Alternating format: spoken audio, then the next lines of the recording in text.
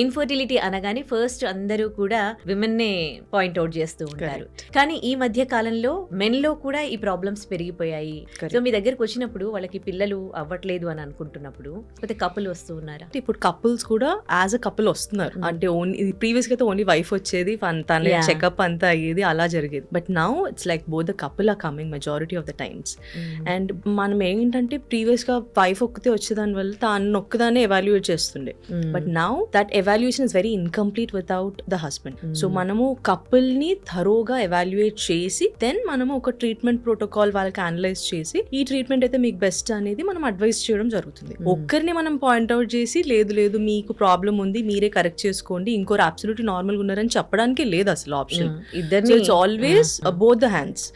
Egg ఎంత important, sperm కూడా మనకు అంతే ఇంపార్టెంట్. కాబట్టి ఇద్దరిని థరో ఎవాల్యుయేషన్ చేసి ప్రోటోకాల్ కి సమరైజ్ చేయడం అనేది చాలా ఇంపార్టెంట్.